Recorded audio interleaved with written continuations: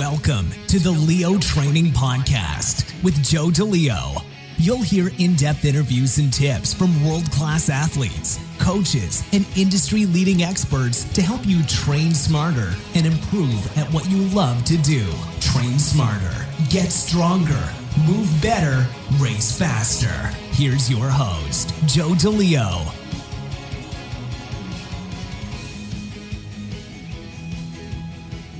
We're back with episode 86 of the Leo Training Podcast. And my guest this week is Senior Strong First Instructor and owner of Hardstyle KBJJ, Hector Gutierrez. Hector and I sit down to discuss how he uses the kettlebell to enhance performance and injury resilience to his Brazilian Jiu-Jitsu students. We also discuss the barbell deadlift, specifically some tips and techniques on mastering the wedge. And we also talk about the benefits of cleaning two different size kettlebells and how this can help with the rack position as well as your kettlebell military press. Finally, I want to take a moment to offer some thoughts and prayers to all the people in Texas who have been affected by Hurricane Harvey. I hope everyone is safe and sound and recovers quickly from this devastating storm. Without further ado, let's roll to episode 86 with Hector Gutierrez. I'm very excited to welcome Senior Strong First Instructor Hector Gutierrez Jr. onto the Leo Training Podcast. Hector, thanks for taking the time to come on to the show on the 4th of July holiday weekend. Yep, thanks for having me. I'm really excited. Thanks for the opportunity. You're welcome. Yeah, my pleasure, man. I'm looking forward to it. We got great topics in store. I think some material that we'll cover that will help some of the Strong First instructors or those training for some of the certifications with some of the specific lifts. So this will be a really good interview to listen to if you are working on the deadlift, perhaps for the SFL, or as well as for the press for SFG1 or level 2. So we got some good topics to in store around those skills. So before we get into that, I'm going to turn the mic back over to you. And why don't you introduce yourself? I got a pretty diverse audience, both in the strength and conditioning and endurance communities. So you can let everybody know who you are, where you're located geographically, and kind of your coaching and educational background, so they can get a flavor for your approach and education. Sure. Yeah. Thanks. Well, my name's Hector Gutierrez Jr. I live currently in Corpus Christi, Texas. We're literally on the Gulf of Mexico, probably about, like I mentioned, 2 hours or so south of San Antonio, to give people a geographical visual map. My background is mostly in martial arts, Brazilian Jiu-Jitsu. I started training Jiu-Jitsu at the ripe age of 20 years old. After high school, I played baseball mostly from Little League all the way through high school. After high school, I kind of didn't know what I wanted to do. I knew I wasn't going to make it into the major leagues. I played a little bit of adult baseball after high school, but nothing really serious. After that, I just kind of was just working and not really doing anything. But I've always been a martial arts fan. Everything from, your Bruce Lee days all the way up through your Steven Seagal and Van Damme. So I've always been a martial arts fan, and I've always wanted to learn a martial art. I just never really knew what martial art. And, growing up in the 80s and in the 90s, the thing was karate and taekwondo. And I've heard of jiu-jitsu a couple of times, but I also kind of looked at it as judo. And so that's kind of where jiu-jitsu comes from. So anywho, I was a buddy of mine that I was working with. He invited me. He's like, hey, man, I started training this jiu-jitsu, but it's not like Japanese jiu-jitsu. It's like a Brazilian style of jiu-jitsu. And I was like, cool. I don't know what any of that means, but I'm down. Let me know when and where, and I'll come check it out. And sure enough, I went. I'll never forget. It was on a Tuesday night. Showed up with sweatpants and a white muscle T-shirt. And I got my butt kicked by a guy that weighed 30 pounds less than me. And after that, I was hooked. Never looked back. And that was in 2000. It was April of 2000. So it's been 17 years now. And through jiu-jitsu, about 5 or 6 years in, I just really started taking my training serious. This was probably circa 2005-ish. And I really just kind of fell in love with flexibility and strength training and like health in general. Like kind of started paying attention to what I was putting in my mouth because I started competing at that time. And I started looking into the competition scene of jiu-jitsu. So we've got like weight classes. So I started to I don't have a college degree. I don't have a master's in kinesiology or, any kind of like dietitian or nutrition degree or anything like that. I just have a really big I just found my passion for those areas of expertise, and I just self-educated myself. I've read every book on nutrition or, mechanics and flexibility that I could get my hands on. And came across the kettlebell in 2006 through I was at the World Championships in 2007, and there was a small little jiu-jitsu store where they sold like jiu-jitsu books and apparel, and went in there, and kind of staring at me was this one book about kettlebells, and it had a DVD. And so I bought it, came home. It went right in the closet, never really paid much attention to it. Long story short, it was Pavel's Enter the Kettlebell book. And I realized that I had the holy grail of kettlebell books and education on how to learn to use kettlebells. So I really just kind of immersed myself in Pavel's work and anything that said anything about kettlebell training. And it really just changed my whole mindset, really just changed how I looked at training. Because before that, I would do your typical bodybuilding breakdown of exercise. I'd segment my body into pieces. I'd do arms on this day and legs on that day and cardio on this day. And what I didn't like about that was, I really wanted to focus on jiu-jitsu, and I really wanted it to help my get an edge on the mat. But I found myself training 5-6 hours a day, 1 to 2 hours a day, just like exercising, not jiu-jitsu. So I noticed it was taking more from me than it was given to me. And when I came across kettlebell training, it was just like perfect timing because I didn't know what I was doing, first of all. But the thing that was working was my grip was improving, my conditioning was like leaps and bounds, and I was getting crazy strong. And so I just applied everything that I learned about like movement and flexibility and biomechanics, all that kind of stuff. And it's like, man, this is what I want to do. This is very unique. This is like very niche. There's no one teaching any of this stuff, especially for jiu-jitsu. So I went to I wasn't able to go to the RK. Back then it was the RKC. I wasn't able to go to the RKC for a couple of times because it was around my competition schedule. But I was finally able to make it to the RKC in La Jolla, which is a bedroom community of San Diego. That was August the 21st, actually the 18th through the 21st of 2011. This is when Pavel used to actually teach the certs. And so I got to learn from him directly, which was really awesome. And I just never turned back. And then I went through level 2, did CKFMS.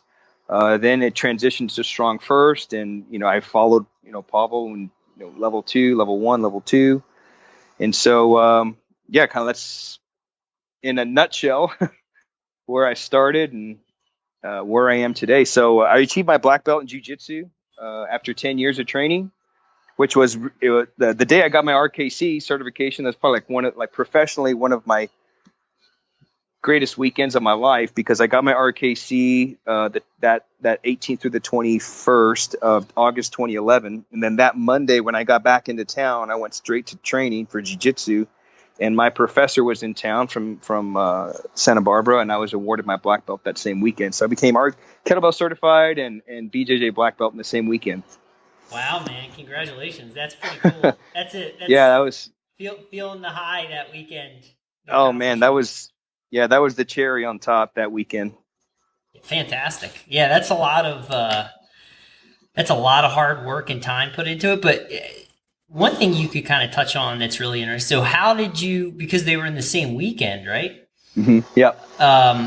How do you prep for that? Like kind of going into it, because you really got to be a mature athlete and really manage your fatigue and your recovery, because you have, two events, and they're both like physically and mentally and emotionally taxing. Yes. Well, so for like an SFG certification, that's not something you just kind of show up to. Many people do, and they learn the hard way. But when I prepped for my RKC, it was about a good 10 solid months of preparation, and I didn't have anybody to teach me. The closest instructor to me at the time when I started training with kettlebells was Jason Marshall, who's now a master instructor and an instructor for the SFL, which is the barbell certification for Strong First. And he's in Lubbock, Texas. So to give you an idea, Texas is the state where Texas is the state where you can drive for 15 hours and never leave the state. Just to give you an idea of how big the state is. So Lubbock is about 12 to 13 hours away from Corpus. So I was like, well, there's no way I'm ever going to really be able to drive and learn from him on a regular basis. Right. So I literally I studied Pavel's books. I read every book he had, and I just did exactly what was in the books for 10 months. And that weekend I was so prepared, like there was no doubt that I was going to pass that weekend. So when I did pass, I did achieve my RKC. I came back that following Monday, and I was a zombie, man. Like my plane was delayed 2 hours getting back to Corpus, and I literally flew into Corpus, grabbed my gi, and went straight to class. And that day that I got my black belt, it was a Monday, and I got into town at 6, and classes at 6:30. So I had just enough time, drive home, grab my gi, and go straight to class. And it was probably the most brutal training that I'd ever had because I was just so dead, just so beat from the weekend of kettlebell lifting that I don't know. Honestly, I don't know how I got through that night of training for jiu-jitsu. But if it wasn't for the kettlebell, the mental preparation, along the physical, but the mental preparation, it's had a huge carryover into training jiu-jitsu because strength training, training for a martial art, it's like, I'm sure we've heard this before. It's like 10% physical, but a lot of it is mental, your mental approach and your mindset. If you can really get that down, like the 10% is kind of the easy part. Yeah, absolutely. So kind of building on that, taking the experience and knowledge you've accumulated through earning a black belt in BJJ, and then also, becoming a senior SFG for Strong First. How do you incorporate that into your training for BJJ, specifically with kettlebells? Sure. As I've been, continuing to educate myself on this stuff, I realized that I'm in a very unique situation where I know both sides of the coin. Sometimes you'll have a BJJ coach that doesn't know anything about strength training, and he's trying to teach his BJJ athlete strength training, when he should just focus on the sports skill. And then you have the strength coach who knows everything about the strength skill, but knows nothing about the sports skill and how to, knows what it feels like to roll for 2 straight hours. So I think I've got a very unique, I'm in a unique situation where I know what it takes to do both. And I know the mindset of the athlete, but they also know the mindset of the coach. And sometimes the mindset of the athlete just always wants to push and keep going. And, they figure, well, if I just keep pushing and, if I get good at being tired, then it'll be easier when I'm not tired, and so, which can be true. But, from my experience training jiu-jitsu and integrating strength training with kettlebells is I don't do any conditioning. I do zero conditioning myself, and some of my BJJ guys that I work with, I don't put them through any conditioning work because they're going to get conditioning from the mat. If you're an athlete, BJJ aside, if you're a cyclist or you're, a tennis player, whatever sport it is, you want to focus on getting, your endurance and your skills just by doing that sport alone. Yep. And you separate your strength work from the sport work. So I don't believe in sport specific training, although specificity is important. But I don't believe on doing like BJJ moves with weights, which I see a lot. Because what's going to happen is you're going to change the movement pattern by loading it that way. So it's kind of like, just to give you an analogy, like let's say we took a golfer and I wanted to make him drive the golf ball farther. I've literally seen guys load a golf club with like a band or something and have someone practice their golf swing with a band resisted golf club. That's going to change the entire motor mechanics of the guy's golf swing. Yeah. But if you focused on strength training through through the core and through the hips, like kettlebell swings and get ups and things like that, you're working those same patterns, but you're not going to tarnish them, if that makes sense. Yeah, absolutely. So just to be clear for the audience, so if we had an individual that you were not coaching in BJJ and in strength work, and they were just coming to you solely so you could work with them for strength and conditioning, could you give some skills or lifts, exercises, examples of conditioning that you would implement, and then those would be absent from a BJJ candidate, so that way the audience has kind of a clear distinction of what would be dropped from the program? Sure. So let's say I'm the strength coach. I know nothing about BJJ, but I know a BJJ guy's coming to me. Like I said, I wouldn't do much conditioning. One things I would do is it would be pure strength work. So one of my favorite kind of like go-to exercises for BJJ is obviously the deadlift. Okay, teaching them how to deadlift with a kettlebell, and then eventually moving them to the barbell for the deadlift. That's really going to build their upper back, which is crucial for jiu-jitsu, because jiu-jitsu is all about posture. So deadlift is one. The kettlebell front squat is another. And then the good old-fashioned, one-handed kettlebell swings. You're kind of getting everything all at one time. You're going to work strength. I love the one-handed swing for athletes because it trains a lot of that anti-rotation. So kettlebell swings, deadlift and the front squat, and if you don't know how to do the front squat, then a pretty decent heavy goblet squat will get the job done too. Right. Yeah. So you would include those exercises for somebody that was training for BJJ? Absolutely. Yep. Okay. So what are conditioning kettlebell lifts that you would not have a BJJ candidate do because they're going to get the conditioning from right. BJJ?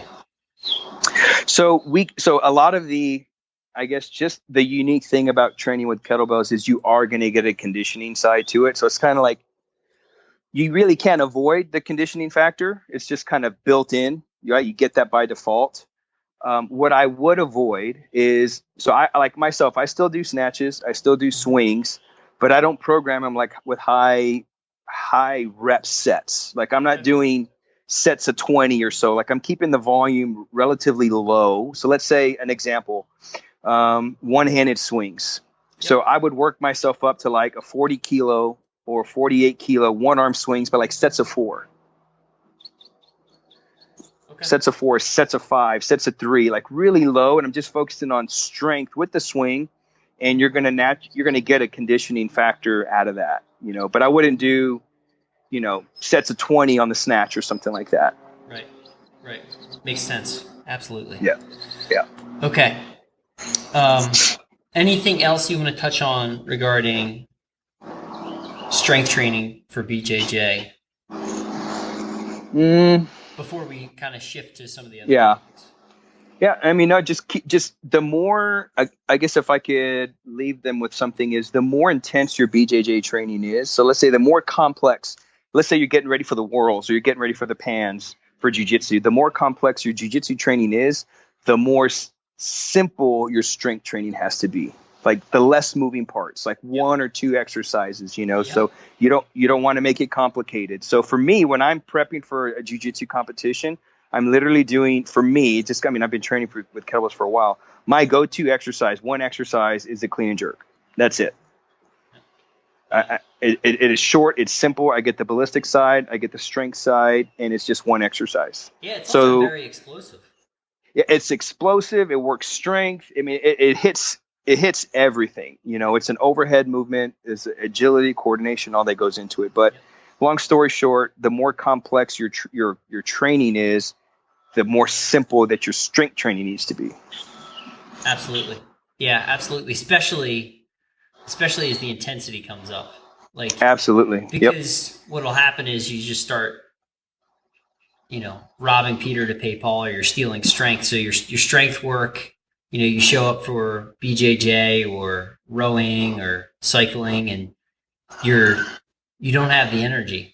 You don't have the ability to perform like you need to, because you're still trying to recover from the strength work, or vice versa. Yep. Yeah, because the strength work is supposed to make you more durable. The strength work should give more to you than it takes away. So if you've got a really complex jiu-jitsu, whatever, and then you're trying to do like snatches and swings and you're trying to do all this stuff, it should actually give more to you than it should take away. So the more simple you keep it, the more resilient, the more durable. At the end of the day, that's what strength training is for, is to keep you durable so you can keep going. Right. Absolutely. Okay. We're going to shift gears here. I think it's safe to say we're going to talk about one of your favorite lifts, the deadlift. So we'll start with some of the mobility prerequisites you feel are necessary for that. And then you can kind of also discuss moving into the setup for sumo, and then moving into the wedge. Sure. Well, the deadlift, just first is the deadlift was actually my worst lift several years ago. It was the lift that I was the crappiest at. And I think, when you come across adversity like that, you just like, I'm going to get this down kind of mentality. And it was the worst lift. So that's the one I've spent the most attention to. Now it's one of my best lifts. So, I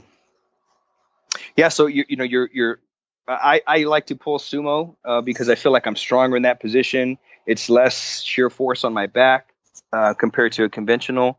And two, I feel it has a lot more carryover to sports in general, but for jiu-jitsu, because that sumo, like semi-sumo or even a wide sumo stance is an athletic stance. Whether if you can imagine like a shortstop, a golf position, a hockey position, a football position, it's in this like wider stance, and generally your hands are between your legs. So it's a very athletic position. So that's why I choose that over the conventional. I still do conventional from time to time, but when I'm training for pure strength, I use the sumo. It was my worst lift, and now it's something I've just spent a lot of time in. And so now it's one of my favorite lifts to do. And it's a staple piece of my program. And you said you feel it's for you personally, it's more comfortable to set up just because you said less shear force on your back. So you actually feel like you can get into a better setup position before the bar starts moving. Is that accurate? Yes, that's accurate. Yeah. And for a new lifter, someone that's new to barbell lifting, like they want to learn how to deadlift, the sumo is going to be an easier lift for them to learn, because it's going to allow them to keep a more upright torso. So if they're not really strong through their core or through their back, they're going to lose that with a conventional, because you have a longer lever of your torso when you're pulling conventional. So for a beginner lifter, it's going to allow you to learn the concepts of deadlifting. And then as you get really good at those principles and those concepts, it's like once you've mastered the rules, you can break the rules a little bit, Right. And so I always take all of our students through the sumo first, and then the more time on the bar, then we can start to, you may be better in conventional, but now they have the understanding of, how to hinge from their hips, how to get into that optimal position. So yes, for myself, I feel there's less stress. Like I feel nothing in my back. It's all in my hips. And plus you get a little bit more quads in the sumo compared to your lower back. Do you also feel like it's as much as it can be, a pretty seamless transition between the kettlebell sumo deadlift and then moving to the barbell, just because of the weights directly underneath your center of mass, the kettlebell, and then moving to the bar, you're a little bit wider? Yes, for sure. They tie into each other, because the kettlebell swing's built off the sumo deadlift. So it's definitely an easier transition. So we teach people how to deadlift sumo with the kettlebell, and then for one, it's less intimidating, right? It's not this big barbell with weights on it. So like, oh, I can deadlift a 24 kilo bell. So we teach them all the principles and everything there. And then when we transition them into the barbell, it's so seamless and it's a great carryover. If I had to compare it to anything, let's say you want to train jiu-jitsu, but you wrestled in college. So it's like you already know some really simple concepts and you know how to move on the ground. And then when we transition you into jiu-jitsu, or vice versa, you could flip either sport either way. You understand the rules. Now you can break the rules if you needed to. Right. That's a great point. So let's cover some of the proper mobility prereqs you feel are important for the sumo deadlift. Yeah. So for the sumo, one of the things. So for one, if you're not familiar with the FMS, I always recommend people get like an FMS screen to make sure that they have at least a decent leg raise, active leg raise. And so we want to make sure that you have the ability to access your hips. So basically, imagine sitting back in a chair, being able to sit back into a chair without rounding your back. Okay. And thoracic mobility, so the ability to extend a little bit from your chest, that's important too, because you don't want to be hunched over. You're going to lose a lot of lat connection, things like that, if you can't retract your shoulder blades and keep your upper back tight. So working on some kettlebell arm bars, some half get-ups, even get-ups to the windmill position, really focusing on those drills will really help to open up your chest to help you get in a better position for the sumo. Excellent. Okay. Now let's talk about the wedge. Mm-hmm. So before we even talk about foot stance or hand grip or any of that kind of stuff, let's just start with mindset. All right. Okay. So for you got the bar, it's loaded up with the appropriate weight for the lift that you're going for. Mm-hmm. What is your personal mindset as you walk up to approach the bar for that lift? Sure. We have a technique that we focus on for generating tension, and it's called dominanta. And basically what that means is it's the ability to pre-tense and focus on the exact muscle groups that you need to focus on to execute the lift, versus focusing on the weight itself. Don't focus on the bar. Don't focus what's loaded on the bar. When I approach the bar, I set up my stance, and then I start one arm at a time. So I'll start with, my right hand. I'll supinate my right hand. I'll grab the bar. And then what I focus on doing is through the lat, kind of pulling myself closer to the bar, and then keeping that same tension on the lat. I'm just focusing on the lat the entire time. And then with my free hand, I'm actively pulling with my right and kind of pulling myself until my left hand grabs the bar, if you can picture that. Right. And what I'm focused on doing is just keeping my lats as tight as I can. I'm keeping my hips as high as I can keep them. And then I try to get my hips as close to the bar as I can. And so what I'm doing is I'm actively pulling myself into the bar with my lats. And then I pick my chest up. I pack my neck back. And by then you should feel stuck. There's nowhere to go. But up. I like that. Yeah. Sort of you're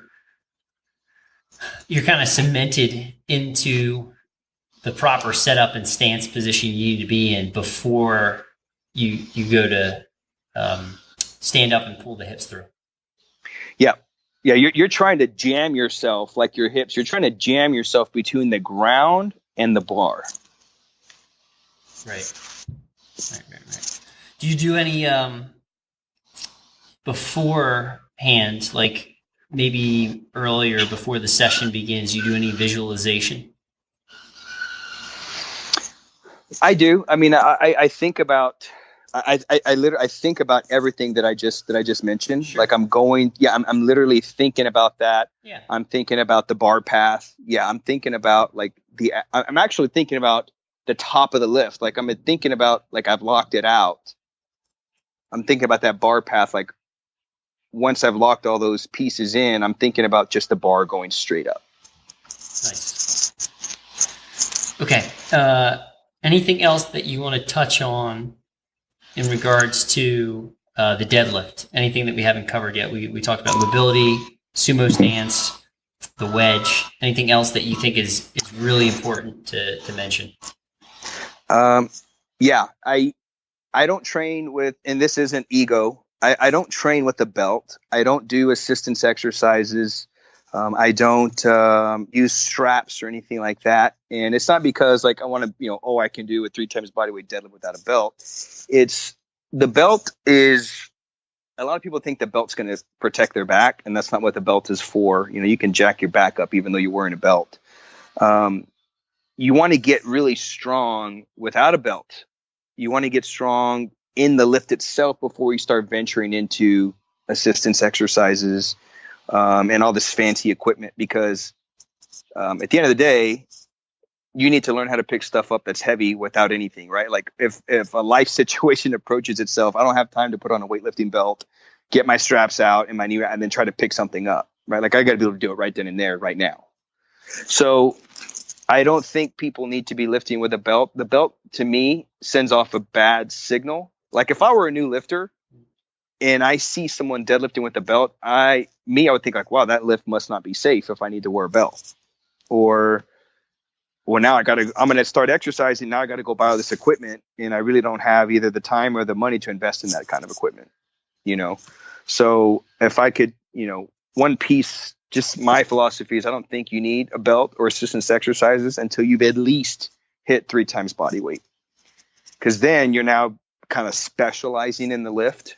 And if you want to, like a power lifter or something like that. But if you're someone that just likes to stay fit and you're just looking to get stronger, get strong with the lift first. I think Pavel mentioned, so I was at a barbell workshop that wasn't a strong first thing, and Pavel, and I think it was Pavel and Andy Bolton did a workshop together, which was amazing. And I asked, it was either me or someone in the group asked a question about assistance exercises, and we're like, at what point would you add assistance exercises to your training? And Pavel said, you don't need assistance exercises because you have nothing to assist. It's like, you're not strong enough to need assistance exercises. So get strong at the exercise itself. And then once you get to that high end skill of the deadlift, then you can start venturing into stuff like that. So long story short, you don't need a belt to do the deadlift. Right on. Okay. We're going to shift gears. You had a great video I found particularly helpful. Currently training for the SFG2. Mm-hmm.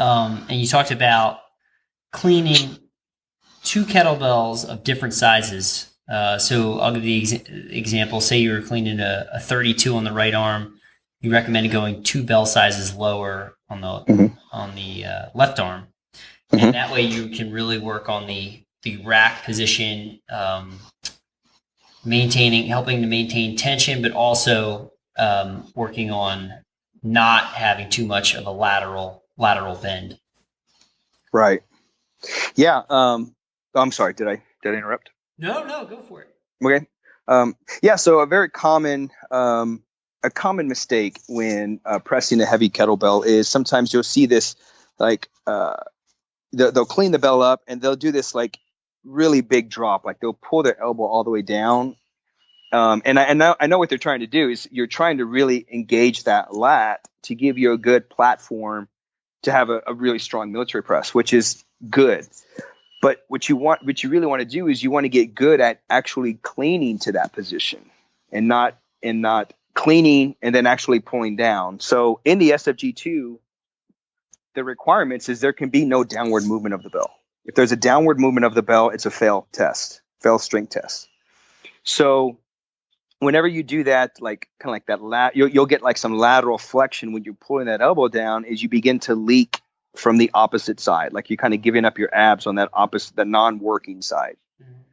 So what you got to do is you got to figure out how to stay tight there and not to give up that tension and still cling to the position where you need to be in press. So I found that using a moderately, like a medium-sized kettlebell, like a 24 or something like that, on the non-working side will keep you loaded on that side, and it'll prevent you from going into that lateral flexion. And then you'll clean both bells up, and the heavy bell, so let's say the 32, you'll go through your presses on that side while you're maintaining tension through the non-working hand of the lighter bell. So it's just a way to keep you like tight across the, I guess, the midsection while you're going through the press. Nice. And did you come up with that just through experimentation and just kind of playing, trying to figure out, okay, what can I do to enhance the skill? Just trial and error. I've tried several different things. I want to say it's a senior instructor from Korea. I think it's Woo Chae-yoon. Mm-hmm. He had a really cool technique with a dowel, where you grab a dowel and you place it out in front, and it's like your non-working side, and you're actively driving that dowel down, which is great because it helps you stay connected through the abs. So you imagine you have a dowel, like a 4-foot dowel. You're holding your arm out straight in front of you, and you're like kind of like trying to drive the dowel through wet sand. Yep. So you're actively driving this dowel, and as soon as you do that, you just feel the abs light up. And then you have, a moderately sized kettlebell that you're pressing. So let's say you can press a 40 kilo easy, then you're probably with like a 28 or maybe a 32, and you're pressing while you're actively driving that dowel down. I thought that was genius. So I was like, okay, so what I did was I just took it a step further, and I was like, okay, let me load a bell and focus on keeping tension that way, so I would start with the dowel and then progress to the double kettlebell, the asymmetrical bells. Cool. So do you know how he was getting into position with the dowel? Like if you're cleaning one bell and grabbing the dowel, how did he kind of have that set up? I didn't see how he set up, so I just saw him actually just do it. Sure. So what I did was I get in a position to clean a single kettlebell, and I just kind of have the dowel like out by my side, like a ski pole. Like imagine you have a ski just kind of off by the side, and so I just clean it up, and then I just stick the dowel in front, drive down, and then press. Nice. Yeah, it's a great little tool, a great skill to add to your repertoire. Yeah, I can see that being added into the training mix there. That'd be good to help tighten up the clean, the rack position, and then also the pressing. Yep. Okay, Hector, that kind of takes us through the topics we had down. So is there anything else that you want to touch on before we move into rapid fire? No, man. You're lead the way. All right. Awesome. Okay.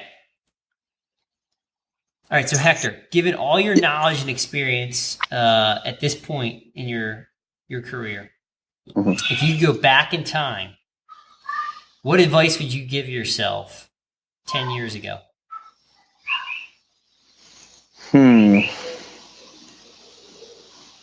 That's a good question.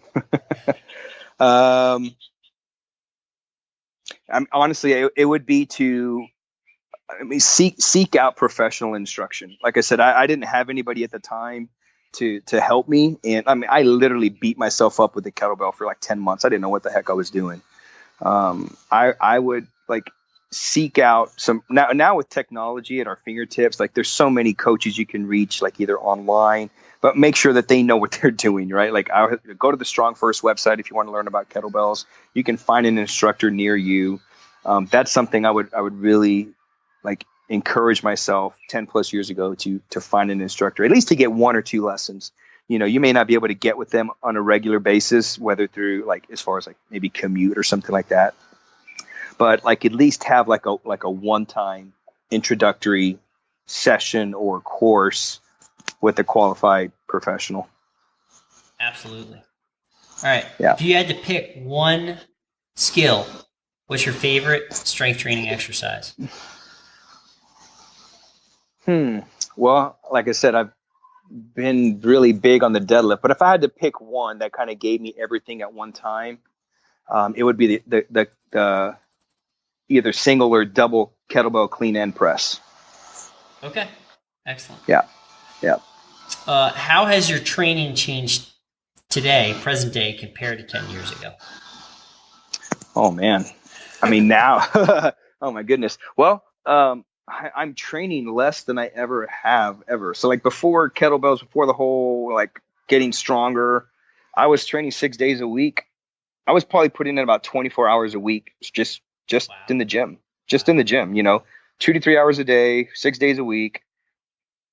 And I was like, man, but I'm not getting any better. I'm not really getting stronger on the mat, And so now, I mean, my training sessions are like if I train 4 days a week, that's like crazy. I'm training 2 to 3 days a week, 30 minutes each session. Yep. And it's just purely focused on strength training. Unless I'm prepping for the TSC, then I'll start working on my snatch, my snatch technique and picking up my volume and snatching. But other than that, it's just pretty much my training is based around the press and the deadlift. Nice. Have you ever had an injury? And if so, how did that injury affect your training? Yeah, I was injured. Actually, I've had 2 injuries, like pretty serious injuries from jiu-jitsu. That was 2009. I tore my left meniscus, medial meniscus. And then I tore my right MCL like 2 years later. And I was kind of just really getting into training with kettlebells, like really kind of doing it. And like I had to like change my whole, I guess, approach to strength training. So like I liked running, so I had to stop doing that because there was like the impact on my knees was just not there, and that's kind of what really gravitated me to the kettlebell was that there's no impact, like pretty much almost zero impact with the kettlebell. But I was able to maintain my mobility and my strength without spending too much time on the mat because I couldn't even train jiu-jitsu. I was training like maybe once a week. So I just focused all my attention to the get up, and at this time I was doing yoga a lot back then. So it was pretty much like yoga, kettlebell swings, and the get up. Nice. Yeah. And now I'm 100% recovered, and I'm training back to training, and everything's been good. Awesome, man. Awesome. What is one thing that junior athletes, so like high school level, so 14 to 18 years old, should be doing more of to complement their training and their health? Really focus on actually learning how to move well and learning how to get stronger in that movement. I mean, I've worked with a few student athletes, and they squat and they move very poorly. So I would focus on like your mobility work, like focus on moving really good. And then once you move really good, then focus on moving really strong in those movements. Right. Yeah. Okay, what is your best tip to improve recovery from a training session? Getting on the ground and moving. On top of kettlebell and SFG, I'm part of the ground force method instructor group. And so going through like some really like gentle movements, don't go into spinal flexion right away after whether you're training jiu-jitsu or lifting. Go through like some movements. So, the whole crawling and everything like that is a rave now, which it's really good. There's so many benefits to it. But I would do like some good old fashioned like segmented rolling. Yep. Segmented rolling lights up the core, gives a good rotation to the back, and it just there's so many benefits to that. It's really overlooked. So going through a little bodyweight flow, just like a simple bodyweight flow after training, something like, doesn't have to be crazy, 5-10 minutes. That's something that I go through myself on after training. Nice. Yeah, I totally agree.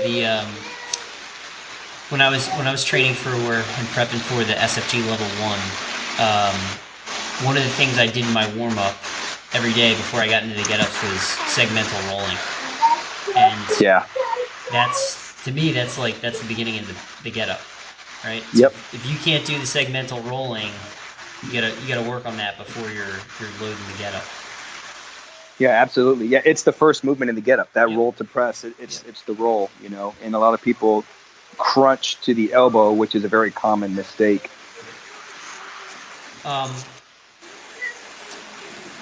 What is your favorite meal? Ooh, like anytime or after training or? Yeah, man. Like, it doesn't have to be like, I'm not talking breakfast, lunch, dinner. I'm talking about like, if you could pick like one meal, you could have it anytime you wanted. Like, what do you like?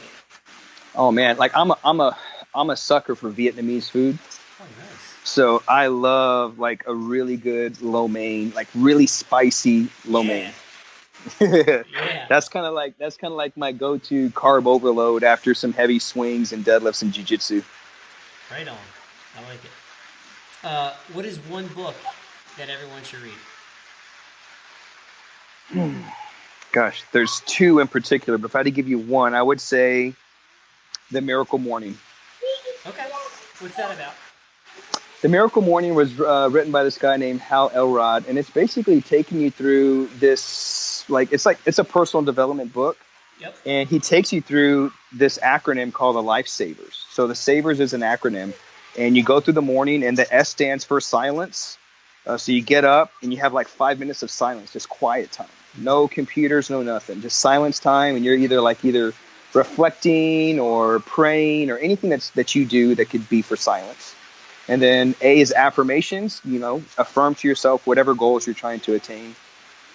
V is for vision, going through visualizing those goals, visualizing those affirmations. E is for exercise. So you do like 10 to 15 minutes of something active.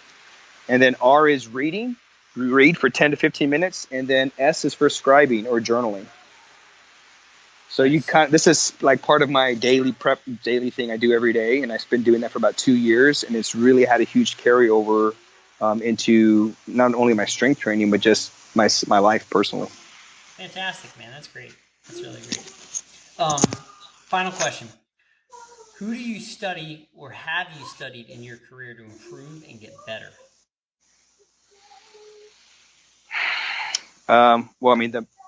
Pavel. You know, Pavel's work is what's really kind of changed my whole outlook on everything. And I know, you'll hear that a lot from a lot of people that have been in the game a while. But the guy's just got phenomenal work, whether it's the strength training side or the flexibility side or the program design side. He's just got a wealth of knowledge. And what I love about Pavel is he credits all of his sources. So if he didn't come up with it, he lets you know he didn't come up with it. Right. Excellent. Well, Hector, man, that takes us through all the questions. Sweet. Awesome. Yeah, thanks for having me. My pleasure, man. My pleasure. It's been a blast. So why don't you just hang on the line and let me give you a proper goodbye off air. Cool. Thanks for listening to the Leo Training Podcast. Subscribe and get even more expert training tips at www.leotraining.io.